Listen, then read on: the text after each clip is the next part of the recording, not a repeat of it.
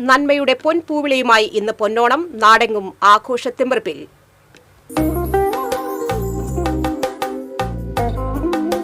ഒരു ചരടിൽ മലയാളിയെ കോർത്തെടുത്താൽ ആ വർണ്ണഹാരത്തിന് ഓണമെന്ന് പേരിട്ട് വിളിക്കാം. പൊന്നിൻ ചിങ്ങമാസത്തിലെ തിരുവോണ നാളിൽ ലോകത്തിന്റെ ഏതു കോണിലായാലും മലയാളി ഒരു തൂശനിലയിൽ ജന്മരസങ്ങൾ ഒന്നാകെ വിളമ്പി വെക്കും. എരിവും പുളിയും കയ്പും മധുരവുമെല്ലാം ചേർന്നതാണ് ആ ജീവിതക്കൂട്ടിന്റെ വിഭവങ്ങൾ. ഗൃഹാതുരമായ ഒരുപാട് ഓർമ്മകളുടെ ഓളപ്പരപ്പിലാണ് ഓണം തുഴയെറിഞ്ഞെത്തുന്നത്. കള്ളവും ചതിയുമില്ലാത്ത മനുഷ്യരെല്ലാം ഒരുപോലെ വാണ മാവേലി നാടിന്റെ സങ്കല്പത്തറയിൽ നാം തിരുവോണത്തിന്റെ ഐതിഹ്യം കെട്ടി ഉയർത്തിയിരിക്കുന്നു. പാതാളത്തിലേക്ക് ചവിട്ടി താഴ്ത്തപ്പെട്ടപ്പോഴും വർഷത്തിലൊരിക്കലെങ്കിലും പ്രജകളെ കാണാൻ മാത്രം അനുഗ്രഹം വാങ്ങിയ ഒരു ഭരണാധികാരി. ആ രാജാവിനെ വരവേൽക്കാൻ നാട് ഉത്സവവർണ്ണ പട്ടണിഞ്ഞു നിൽക്കുന്നു.